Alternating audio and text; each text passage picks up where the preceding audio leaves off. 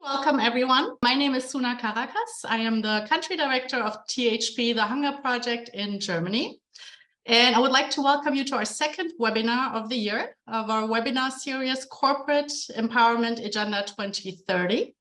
And our webinar's topic today is No More Hunger. Let's talk about sustainable solutions.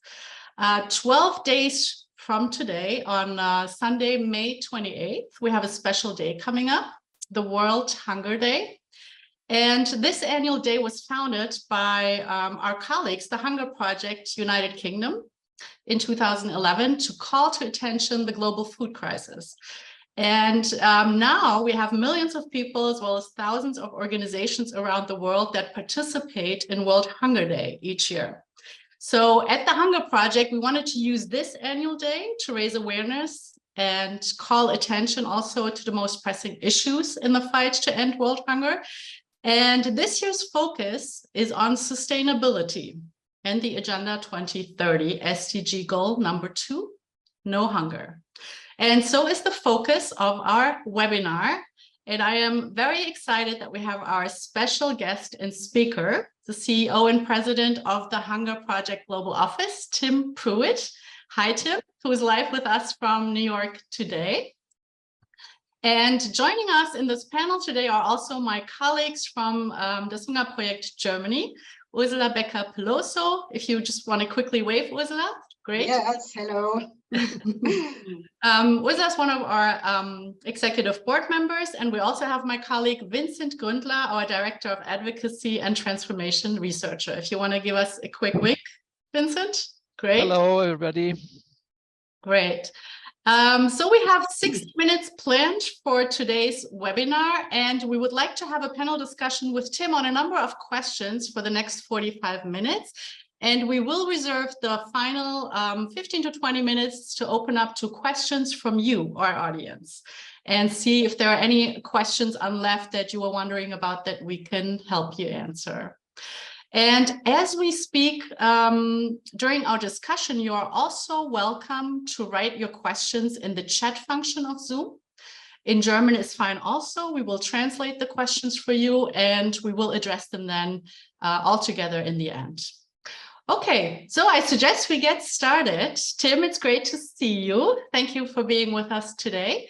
I suggest we start by talking about the current state of world hunger. Many NGOs in a number of different ways globally address acute food crisis, but also chronic hunger. So we have NGOs working on humanitarian aid initiatives, distributing food to address acute hunger crisis, especially in conflict-prone areas, but also NGOs like us who work on long-term development efforts that focus on ending chronic hunger, which is also our focus of the discussion today. So, unlike emergency food crises, the topic we want to talk about today is the chronic and persistent hunger, which is often more hidden and passed on from generation to generation, which we also often see in our communities and the people that we work with in our programs. So the solutions have to be sustainable, or the cycle of hunger continues. So, after steadily declining for decades and making progress, world hunger today has been now on the rise, affecting nearly 10% of people globally. Unfortunately, today we still have more than 800 million people that will go to bed hungry. And we know that conflicts, we know that the climate change, we know that the COVID-19 pandemic, they all contributed to a drastic rise in hunger. So Tim, question to you, what other trends or obstacles do you currently see, in addition to those mentioned, as the main challenges for us to end chronic hunger? Why do you think that we have not made more progress? Yeah, great. Well, first of all, Suna, thank you and Ursula and the board and staff for having me today. When I saw the title of this webinar, I just thought it was terrific, and I'm really honored to be here with you all. And a special thank you to everybody in Germany that has supported this mission for decades. And if you look back, you go back to 1977, the early 80s, when the Hunger Project really took off, you can see that those years we really were struggling with famine. And that hunger that we saw was acute. It was life-threatening. Literally hundreds of millions were at risk. And we've made tremendous progress since then. We have a huge amount of food on this planet. We grow enough calories for everyone. And yet, as you pointed out, we still have 10% of this population globally that is struggling. And so why is that? And what is this next phase in a world without hunger? As we create that world without hunger, what is this next phase all about? Well, we even saw numbers go down up to about 2015, even into 2016, and then the numbers started going up. What caused that? There's a number of things. One is climate change. As we see weather patterns become more volatile, we have floods, we have droughts. That changes the crop cycle, that changes even things like pests and weeds come in. And so you actually have less food production in many parts of the world and more dependence on global food systems. And you saw Ukraine, right? You saw the cut of the supply line and how that impacted the world, especially Africa. And then that's another piece of this is cost. The cost of food has really gone up for millions of people around the world. And probably for everyone on this call, for me, that's an inconvenience for our families, right? So we have this cost increase. Maybe we buy a little bit less of this, a little bit more of that. But for literally billions of people around the world that spend more than 70 or 80% of their income on food, that change, when the cost of food goes up, it's big news for them. They simply buy less food and they take that home, and the moms have very tough decisions on how they need to feed their families. And then the third big driver, in addition to climate change and cost, it's another C conveniently, it's conflict. We're seeing conflict rise in many parts of the world. Take, for example, Burkina Faso. Internally in Burkina, we've got more than 1 million people living as internally displaced. They're in camps. They can't move. And that cuts off a lot of real fundamentals with both income and food. That is a driver of hunger today. There's a bigger picture here, a historical picture, that we've created a food system that produces a lot of calories, right? A lot of carbohydrate. We're talking wheat, corn, rice, even tubers, and plenty of sugar, right? So this global food system, what got us here to feeding 8 billion people, it won't get us to 10 billion with the current methods we're using. It just won't work. And the fundamentals there are, we're degrading our soils, we are losing some of our water system. And so we've got to think up new and better ways and apply farming techniques in a much healthier way to help both people and planet. What we have right now is a lack of nutrients, of micronutrients, and a lack of proteins in certain parts of the world. For example, in sub-Saharan Africa, they have a huge lack of proteins, and that's this lack of micronutrients. Almost every country does not have adequate micronutrients for all of the population. So there's a lot to work on with healthy, nutritious food for everyone. And then, as I mentioned, there's an ecological challenge. We're losing some of our ecosystem, and that has long-term implications for food production. And of course, the change in climate threatens every living species on the planet. Mm-hmm. Well, we need to increase local food production. We need to increase our distribution capacity.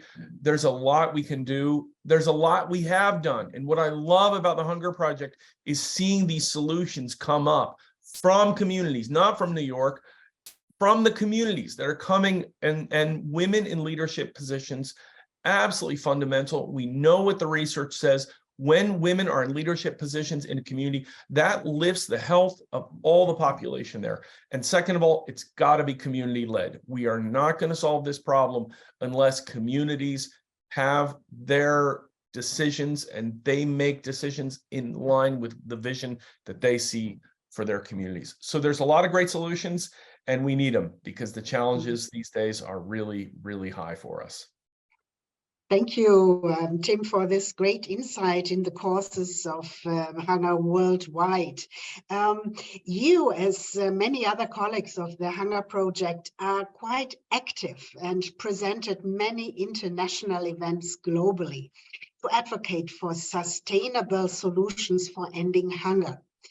For example, at the UN and other global working groups. What kind of developments do you observe globally that offer sustainable solutions to ending the world hunger? Great. Thank you, Ursula. Great question. And one of the things that I'm really excited about is the trend towards more localization. As I mentioned, the communities taking charge of their own future is fundamental to solving the problem, to growing more locally and to growing in harmony with the earth, to ensuring that families have micronutrients, have enough protein. And I think that localization trend has really come a long way. In 2015, at the start of the Sustainable Development Goals, when together we came forth and said, what about a movement for community-led development? The Hunger Project founded this movement to encourage so many others to join this localization trend, and it's worked. We've got 70 other international NGOs, more than 2,000 communities around the world that are all dialing into this system we have, the movement for community-led development. It has standards for localization, and then the international donors such as USAID and the German government, others are calling for more work in localization. And it's something we're just really excited to see, because we know that this is a sustainable approach. This is a long-term approach. This is something that long after groups like the Hunger Project leave, the community still hold on to the solutions. So that's a trend I'm really, really pleased to see. The second is that in agriculture, in nutrition, a lot of people are really questioning this model we have of growing grains and tubers and sugar and saying we need healthy, nutritious food. We need a different model. And so from that are coming new innovations, a newfound respect for regenerative agriculture, for something called permaculture, and even for indigenous land usage, indigenous knowledge on how to grow more in harmony with the earth. And so what we see in Africa, for example, many of our communities are looking to their indigenous seeds, farming techniques that have been handed down for generation. Although they're usually lower yield, they are seen as a path forward. On the other side, there's also a lot of tech coming up. And for example, here in New York, we've got a massive indoor vertical farm that grows leafy greens.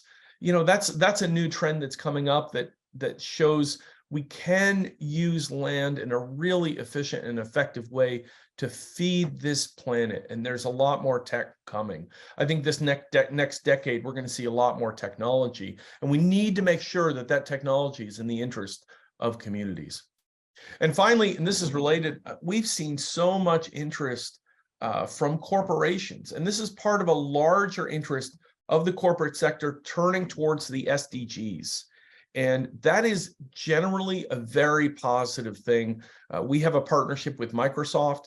That partnership helps women in rural areas gain access to the internet, which closes the digital divide, helps them better connect with the world, better understand new techniques for growing food and health and education and so many other areas that will help with hunger. Sort of a long answer to your question there, Ursula, but I'd say the localization trend, new technology, and a respect for old technology in agriculture and nutrition, and then that increasing corporate interest. Thanks.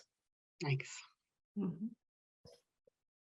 Tim, perhaps shifting the look towards us at THP, let's talk about the Hunger Project's new organizational strategy, 5-year strategy, and what role that plays in sustainably ending world hunger. Yeah, Tim, great. We met last year in Ghana at a global conference when all of our Hunger Project country leaders came together, and we discussed and planned key aspects of our 5-year strategic planning, and how we will tackle ending hunger in the future. We jointly discussed with our colleagues from key countries on what country strategic plans we want to put in place on how to end hunger, how we want to measure our impact, but also how to communicate and advocate for hunger issues globally. So with the current trends and also the drastic rise in hunger globally, we discussed earlier, we are keenly aware that there is an urgency for us and that we need to adapt to the realities of the global changes and challenges that we see.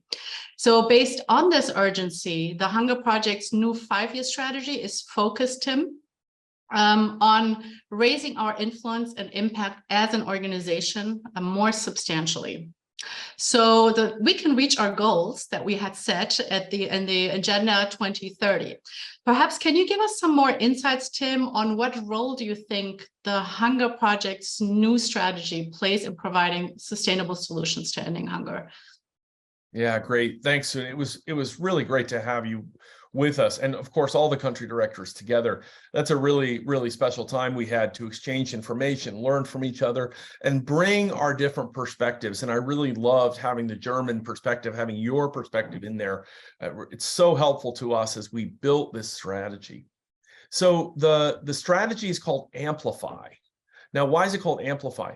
Because we're on to something good. We have done a lot of incredible work around the world, and we need to do more of it. When you're on to a good thing, you don't want to be quiet about it. So we want to expand our impact, expand our influence. And so this new strategy, first of all, builds on what we're already doing, decades of great sustainable development, that long-term thinking, and thinking through the fundamental issues of what's missing or what needs to be done to create healthy, nutritious food for all and grown in harmony with the earth. So the new framework, it has 3 pillars. One is amplifying our collective voice for the sustainable end of hunger. And I have to say, on this recent trip to Germany, I was really pleased to see the influence work you're doing there in Germany. And that conversation is going on throughout. It also happens in our program countries, happens here in the US. We need to raise our voices so more people understand where we're at with food and hunger, and they can work individually to help solve it. I will say that the transforming the way we engage with the private sector at the local level, small businesses, those are seen as huge drivers, all the way up to the Microsofts and other companies. You've got some great corporate partnerships there in Germany as well. I think that's a really important part of this next decade, and also helping to amplify the work we do. And then finally, the youth. If you look at sub-Saharan Africa, if you look at India, Bangladesh, Mexico, the population that's under 25 is huge. There's a huge energy and drive coming from the youth. And if they're engaged, if they're active, if they're empowered, they will make some great decisions. We've already seen that with our youth programming in places like Malawi and India, and we're looking forward to doing a lot more there. There's just a huge energy coming from that generation, and we're excited to do more there. You know, and then I'll just say that this systemic view that we have, the systems that are in place that we need to take a careful look at. When I was talking about the production of carbohydrates and not enough protein, not enough micronutrients, we need to really understand that and understand how local food production can really do a lot more to help families locally. So it's a really exciting time in the Hunger Project, because again, we have done so much good work already. When I was in Uganda last year, I met a woman who she was growing she was growing pumpkin, and she was growing corn, she was growing all kinds of crops, but she was taking her pumpkin crop and grinding it into a powder and selling it as porridge. So it could be stored, it could last year round, and she could get an income on that. She was doing incredible work. And what was exciting about that is when you walk down through her farm, there's trees there, there's a little bit of corn, the pumpkin's grown throughout. It's kind of a mixed use farm. It's not the traditional farm where you have just rows after rows of crop. Instead, it's much more in harmony with the earth and a much more regenerative agriculture approach. We are already supporting communities doing that. We just need to do a lot more of it.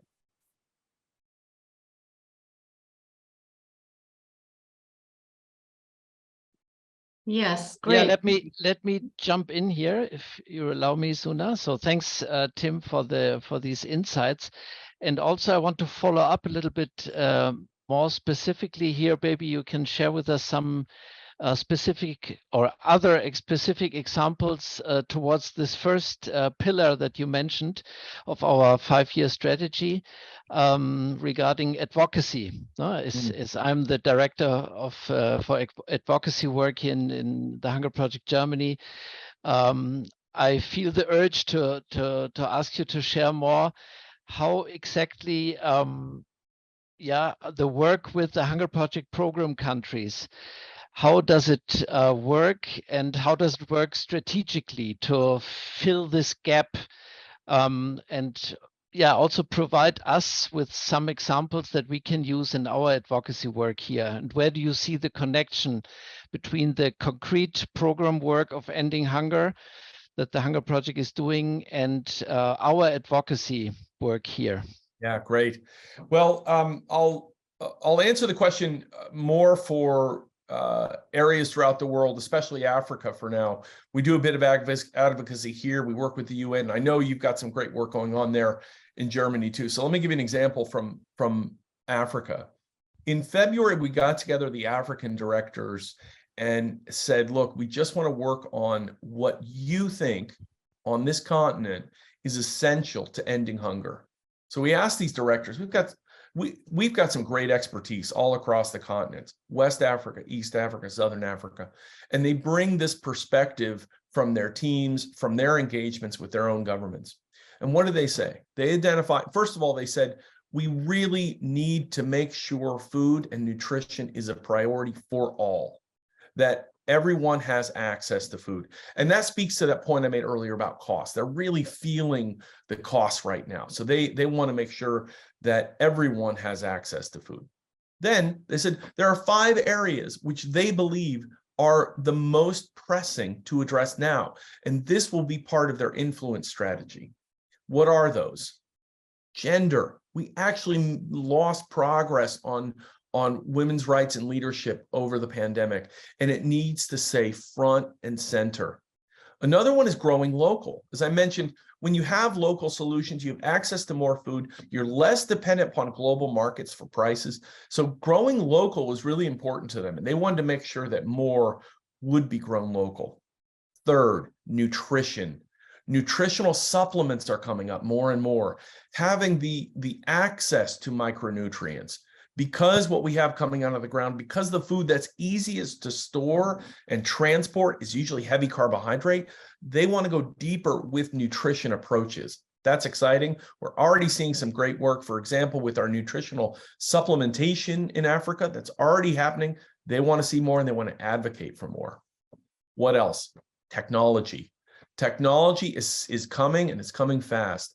The cost of a cell phone has dropped so significantly. And so we want to make sure that technology is not only available, but it's meaningful access.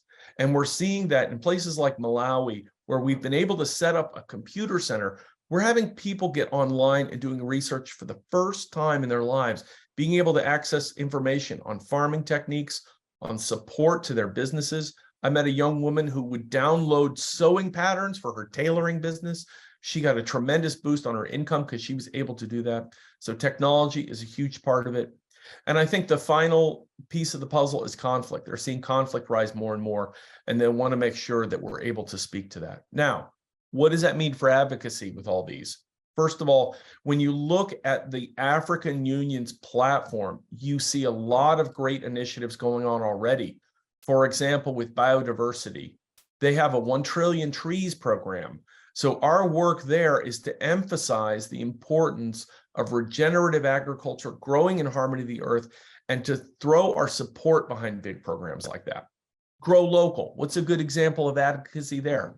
Well, many countries have trade policies. Now, the trade policies can either encourage or discourage local production. So our country directors are keen to get involved with their governments and to advocate for policies that support local food production. It's not easy because you don't want to put a ban or anything tough on imports, because you also need to keep food prices low. But at the same time, engaging in that dialogue, raising awareness is absolutely critical. Those are just two examples. I could go on. There's biodiversity, there's gender policies, there's all sorts of policies that we can look at. But with every country, they're in a different place with each of these. So it depends a little bit on what's going on. And again, I just want to applaud your work, Vincent. I know you're very active there in Germany. I absolutely loved learning about that. Your work to advocate for the work in Africa, for example, that's pretty unique. We don't see that in too many partner countries. And I was just so excited to learn about that and really grateful for your work. So thank you, Team Germany. Thank you, Tim. How do you see Germany's role in the international context to end hunger sustainably? What is the relevance of the Hunger Project, Germany's work to end hunger globally? What can we do to make a difference? Great question. Well, first of all, I think,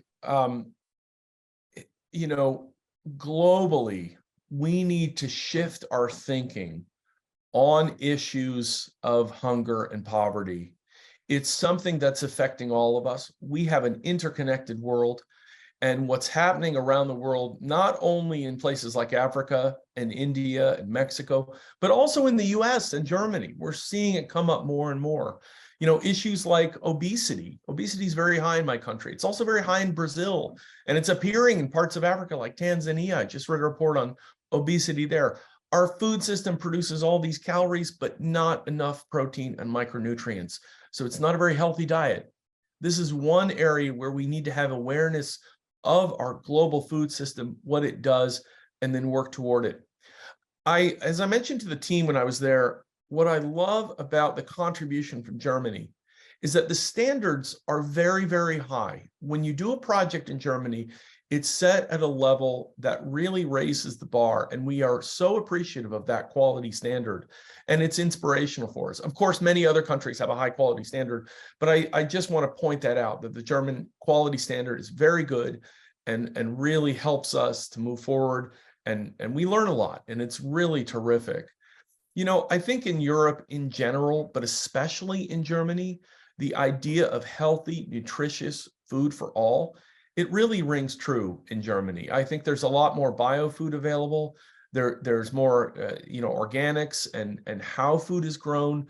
Consumers are very aware of their food, much more than in other countries.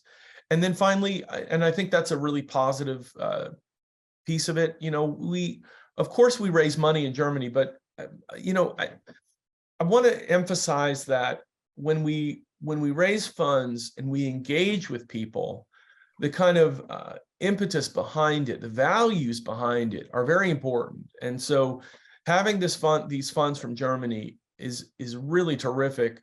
It's also that Germany, you have a lot of concerned global citizens, I'll say, people that are really committed to equity, equality, concerned with these questions of global food, and that I'm very grateful for, and really admire how Germans get involved with that. And we definitely feel that in the Hunger Project. And Suna, from your relations with all the different country directors in Asia and Africa, that you really, Germany has such a nice offering, both in terms of the education level, the engagement, and the financing, that it's really been wonderful. And finally, thanks again for the advocacy. Really, really great work to see that happening in Germany as it's happening in Africa and elsewhere. Thank you. Yeah, and Tim, you mentioned already the SDGs, the Sustainable Development Goals. I hope all of our listeners here, participants here in this webinar, are a little bit familiar with it. But let me say the title actually, at least in English, at the United Nations level, it's a transformation agenda. And it covers 17 different goals in different areas. And the whole idea is, it's a transformation agenda, the Agenda 2030 for global transformation, social, ecological transformation, basically. also economic transformation. As you mentioned, the global food system, there's some 169 specific targets, and some of these targets address exactly this issue of a new transformed global food system, for example. And there's the SDG number 2, which we today here also focus on, which is about ending hunger, no hunger, zero hunger. And so in the Hunger Project, you mentioned it, no, we address not only one, no, we, of course, our work logically focuses on SDG 2 and some others, but we cover at least 12 of the 17 goals directly with our work, with our programmatic work. Now, how can we ensure harmonization? How can we ensure an integrated, to sustain this integrated approach that we have been using now for more than 30 years? Because the pull, now we feel it also very strongly here in Germany from the ministry, from the BMZ, from other donor agencies. The pull is still very much to focus on single issues. Now these silos, and the silo thinking is still very, very prominent. So how can we ensure, how do we ensure this kind of integrated approach? Yeah, great question. And yeah, as you mentioned, the transformation is what we're after. Now, let me first say how important it is to recognize just how intertwined these SDGs are. They really are closely linked. One example that always stands out to me is that if a community does not have access to clean water, then they will have huge malnutrition problems.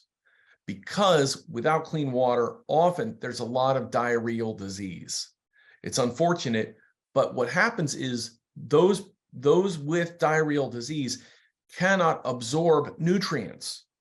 You see, so it's very clear that without clean water, you cannot make progress on hunger. We can argue the same for gender, for example. We see that when women are in charge, everything comes up. And without it, we will not see progress on all the SDGs. So it's not only a human rights issue and the right thing to do, but it's also a driver of progress. Decent work and economic growth, SDG 8. This directly impacts poverty levels. Poverty levels impact how much food people buy, quite simply, all over the world. And then it also determines resilience levels. If there's a drought, if there's problems with the weather patterns that change food production, or this crisis in Ukraine that drives up the price, do they have enough economic resource? Do they have savings that will make them more resilient? So when we make progress toward the SDGs of ending hunger, we really have to work across the board. And, you know, honestly, that's something we don't, we just have to recognize the community's role here, because when the community makes decisions that's helpful for their own community, they recognize this. They know that they need to solve clean water, and they need decent health care, and they need education. So we tend to follow their lead rather than the kind of SDG framework. And yet we want it synchronized. We want to make progress on all. We have communities that are working more directly on the clean water issue, where that's an issue. We have communities that are working more directly on economic, that are more isolated. So we contribute to these in different ways, and it's not always even. But I just want to give one example. You know, I absolutely love the work that we do with preventing child marriage. And you say, well, child marriage, how does that have to do with hunger? It directly has to do with hunger, because the research says that young women that get married at these early ages that don't have opportunities for education, those families are disproportionately struggling with chronic malnutrition. So just by working on that, on working on child marriage issue, we have an impact on hunger. And when I was in Mexico recently, I met with a group of of young women, and they were young. Some of them were 8 years old. Some of them were older, like up to 13, 14. And they were in these groups where they were making decisions about their own lives, small decisions at first. They painted a mural in their town about what they wanted to see. They wanted to see a library. They wanted to see a school. They wanted to see opportunity. They painted that big mural, and it was sitting right there in the middle of town. And then as they make those decisions, those smaller decisions, what happens is when that child marriage issue comes up, they're able to make another decision, that is to say no. And they're also able to rally for their friends and help their friends say no. So we're seeing great progress on that issue. We're doing great work. That's not only in Mexico, that's also in Uganda and India. So we're seeing terrific work on that one issue, but we're also working on hunger. And so I just want to emphasize how important it is that we understand the holistic nature of this work and make sure that we're making progress on all fronts. Perfect. Thank you, Tim, for giving us those insights. What I would like to focus to shift on is we talked about what we do in terms of addressing sustainable solutions to end hunger. I would also like to shift the focus on how we do it, right? You already talked a little bit and elaborated on this. So what solutions, what approaches contribute to the sustainability aspect, right? So what I really liked, you laid it out very well. Yeah, here we are talking about thematic issues that may at first sight have nothing to do with hunger, but they're all interlinked. It's also what Vincent was trying to get at, is we need to address these SDGs in cohesion and not look at them separately. So no matter what thematic issue that we tackle in our programs at the Hunger Project, our approach is always the same. How we work is the same. And there you mentioned it already several times, and I would like to bring the focus back on that, right? So a central focus of our work is what we call community-led development, CLD. Which means simply mobilizing and empowering people to take responsibility for their own development. And not only that, we take it a step further. By doing that, the nice side effect it has, but also very important, is we shift mindsets. We shift mindsets in people from saying, hey, I cannot do it, to, hey, I can do it and I can change something. And it's an important focus so that people who are affected by hunger and poverty see themselves no longer as the problem, but as the solution. Yeah. And our empowerment and our community-led approach is there to show them that they are capable to take responsibility for their own development. And in addition to that, you also mentioned several times, which I again like to highlight, the fact that we also work with women because we know they are key agents of change. They make a lot of decisions for their families, which has a nice triple effect on their communities. And strengthening gender equality is a key aspect of our work. So what relevance, role, and importance do you think these approaches have in ending hunger sustainably? Why do we need to keep doing that? And why does that lead to a long-lasting effect?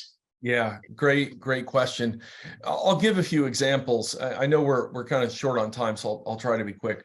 First of all, you said it so well. The community-led aspect of our work is so critical.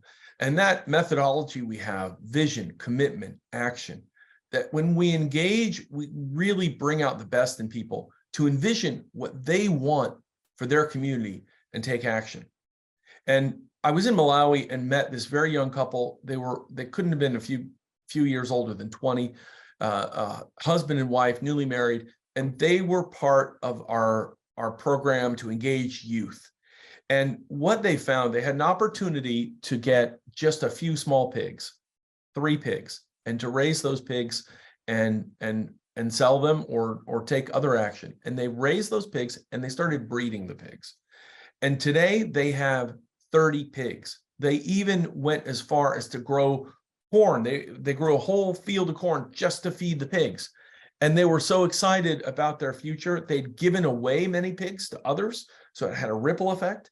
And then furthermore, they wanted to open a small trade and vocational school in their village. They wanted to go to the nearby town, get some training, and bring it to the youth in their own community. So they had a vision for their future. They've got a vision for their village. And these young people are really taking action to make a difference. And that features in growing local and economic growth and so many other aspects of this work. I'll give you another example. In India, we sat around with women from many villages that had come together, and we sat in a circle with them. There was about 40 women around the circle, and they were all telling stories about how they had gotten some very fundamental but essential training from the Hunger Project in how to take action in their community and serve on their local panchayat, their village council, and what difference can they make. And one by one, they went around the circle and talked about the projects that they had brought to their villages. There were new solar lights in one of the villages that one of the women had gotten installed to make it safer for women and girls at night to move around after their education or late at night if they're working a little bit late on their businesses. There was also some women who had tapped into a government scheme that guarantees employment. So they had some of the young people in the town working on a garden in a school. They're growing local foods that was then used to feed the school children. There were dozens and dozens of other examples. And I think that's another really important aspect to what we do. When people really feel that they have that control over their lives, they take incredible action, and they just need some resources into how to get that done. We've done that for decades, and we just need to keep doing that more and more to end hunger sustainably. Right now, we have 1 million people living in an area with a self-reliant epicenter in sub-Saharan Africa. That's incredible. That's a huge number. We hit that target last year. We need to keep going, and we need to demonstrate that for others, the power of this approach. So the importance of the approach of sticking to our tried and tested model of vision, commitment, action, and community-led really does some wonders. Great, thank you, Tim. I'm a great admirer of new technologies, and because Africa is a very young country, and I know that all the youth want to know about the new technologies which are coming to the market, and what kind of possibilities you can see that become a very prominent, or will have a very prominent role in the sustainable solutions for hunger. I know they always say that, but nobody says how. Absolutely. Ursula, I'm with you. I love access to technology too. I think it can make such a huge difference. And you probably know I have enough gray hairs that I remember the days when at the World Bank, early in my career, we used to argue, you need more phone lines. You need more traditional phone lines. Oh my gosh. Now, if you go to a country like Kenya or Nigeria, they have more phones and phone lines per person on their mobile phones than the US does. So it's really wonderful to see how technology has changed the continent. And there's a lot more ahead.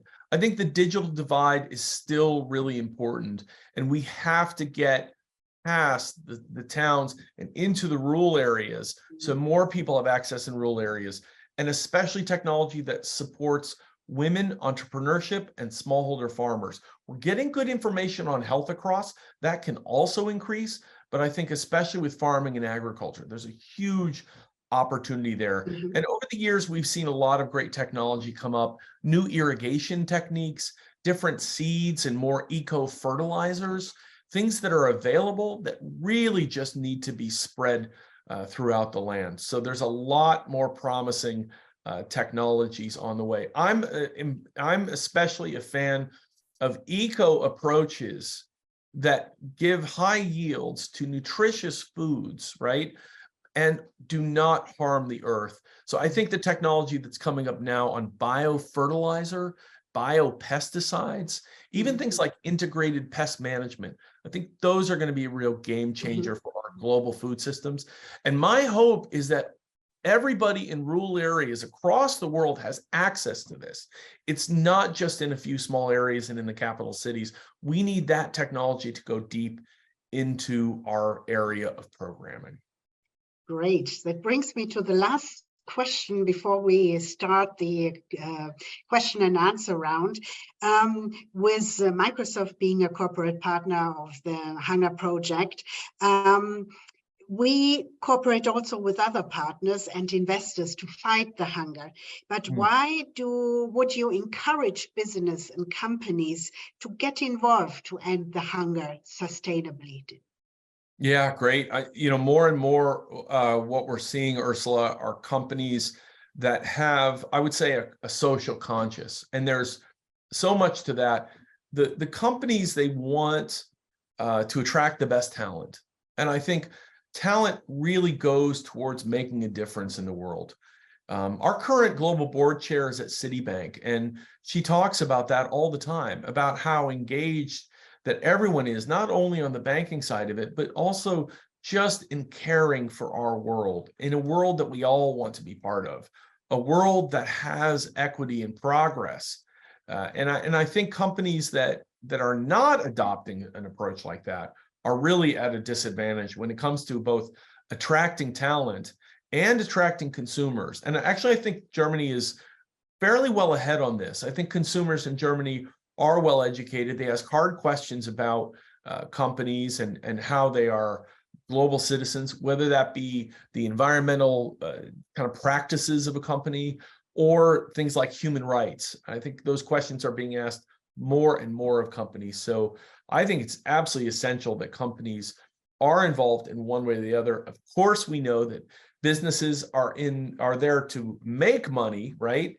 And we appreciate that. That's the model of business that helps them grow and all the rest of it. But at the same time, I think having a contribution to the world is really remarkable. And I think we're looking for those partnerships, especially that have shared value, that bring value to the company and value to the Hunger Project, and especially value to the communities. Mm-hmm.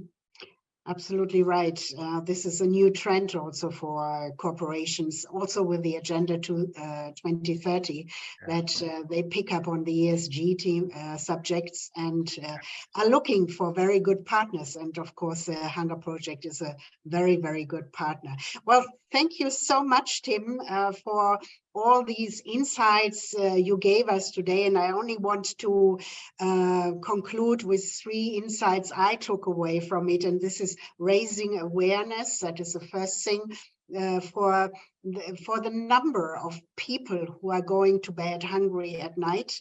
So we need to really let that sink in and start shifting our thinking. And as you said, shifting the mindset. That is a very, very important point.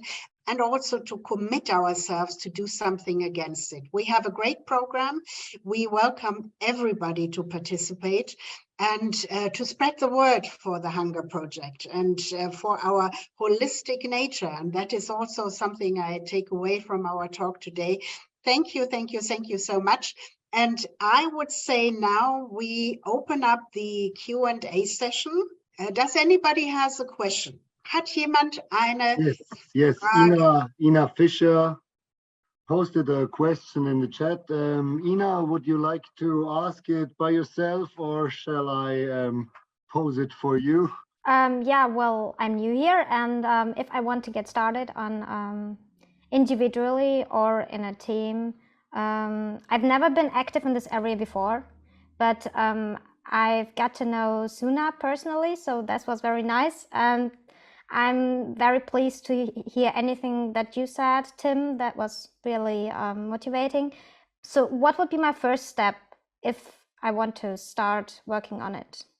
Well, I first of all, thank you. It's great to have you here. I've been so inspired by more and more people of your generation that are excited to get involved, that want to make a difference. And I just want to thank you for being here and taking these first steps. You're doing it already by raising your own kind of knowledge of food and food systems. And I just want to encourage you to reflect on food systems in Germany and around the world, how that kind of impacts. I think there's a trend here in the US among young people to make plant-based choices, which is wonderful. That's not for everybody. I mean, I think that if you look at Africa, there's actually a protein deficiency. So vegetarianism makes a lot of sense, or at least dialing down meat consumption in my country. I believe in Germany too, but Not so much in Africa. They need more protein, so they have a different balance over there. So just educating yourself on things like these and participating as a consumer, as an advocate, is fantastic. I would say that, you know, if you can get closer to the community dialogue, and I think the Hunger Project does this really well, connecting with communities in India and Uganda and elsewhere, and understanding what their needs are and taking that into account. Of course, donating helps, but also just engaging yourself and anyone else that you think might benefit from a partnership with the Hunger Project. We're looking for those shared value partnerships. Who do you know in your network that could come along and would like to be engaged? And maybe you know some friends or relatives or that work at a company, and just engage them and see what their thoughts are on the food system. You know, it's funny because a lot of people think food just comes from a supermarket and that's it. You know, it's a big topic. And it involves everything from you know, the farm to the soil, to the agrochemicals that are being placed on the soils, to the grocery store, the food service. There's also the issue of food waste, which is big in my country and elsewhere around the world. How can we all advocate for a better world around us, and then connect with those communities overseas that are also making a difference?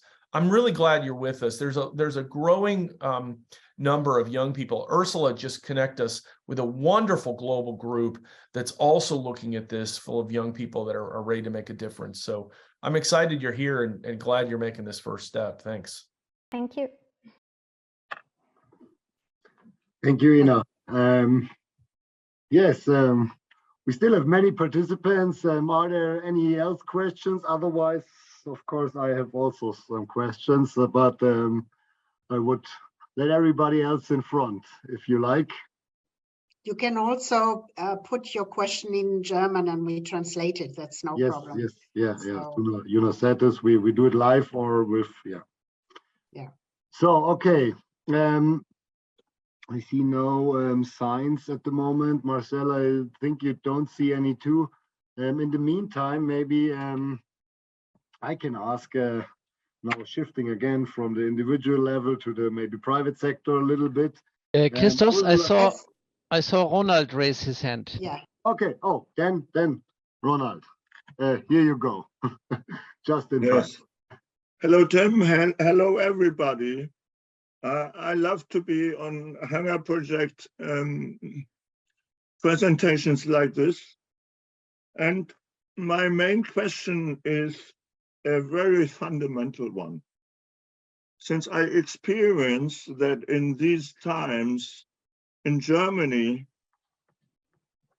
the old age is growing with no income. They have pretty much difficulties in gaining enough food. And we are stepping up also in the other indicators. We are stepping up into that the main corporations are gaining more money, and the small corporations are losing money. And I always had this indicator as difference between developing land countries and developed countries.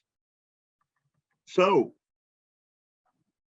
the main line is that if we say in Bangladesh and in Germany, we have a gross national product of +3, that means that in Bangladesh and Germany, we have a growing of the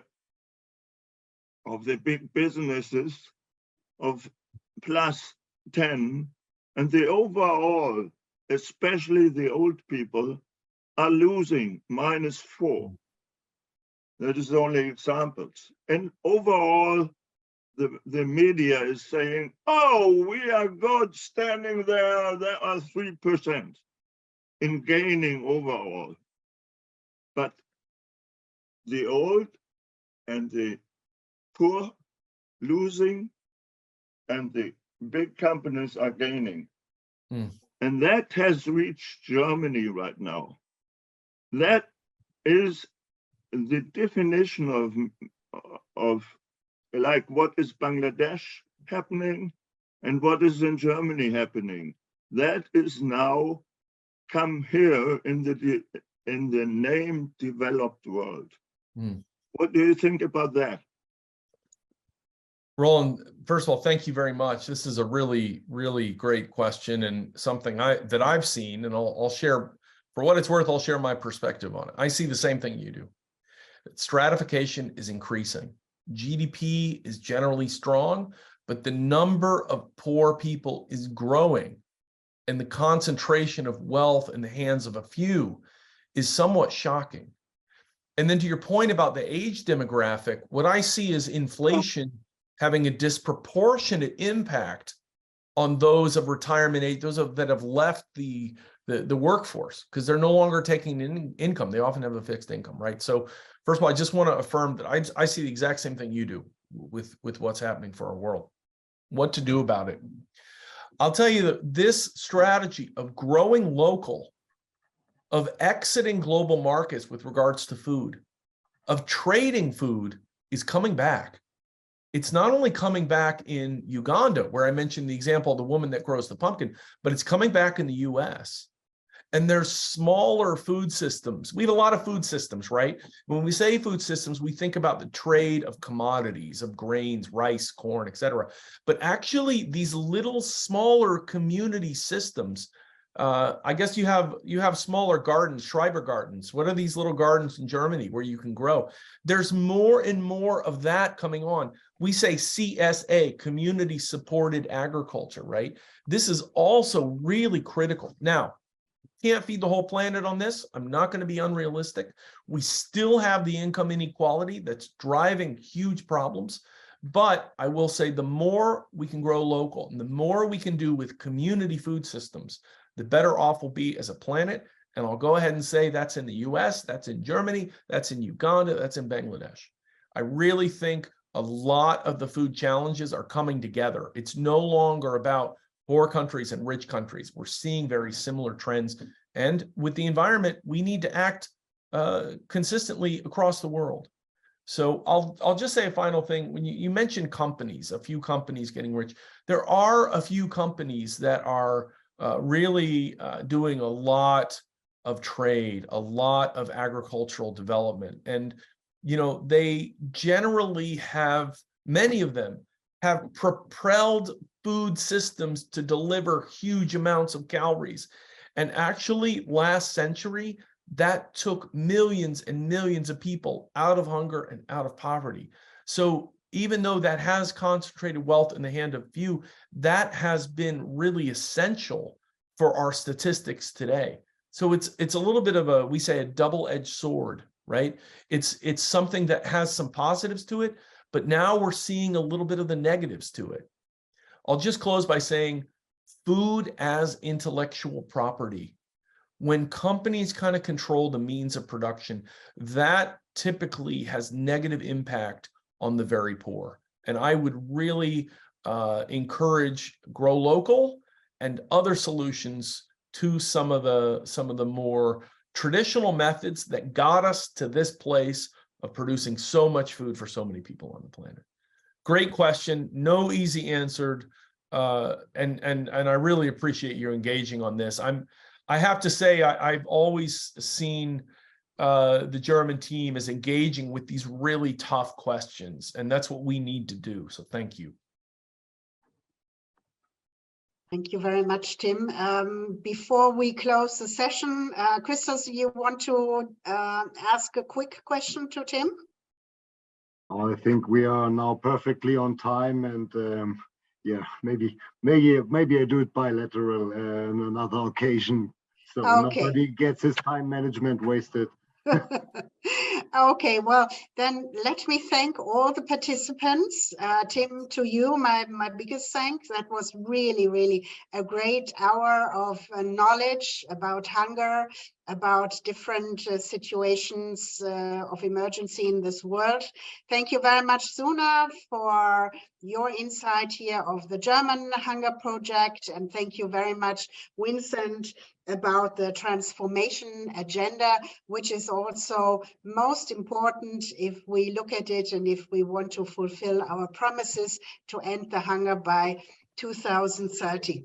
I also thank all our participants who listened to it. And if you have a question that was not answered or it comes afterwards, please do get in contact with us and ask us, and we will come back right to you. And I'm wishing you all a wonderful evening tonight. Take care, and together we will end hunger by 2030.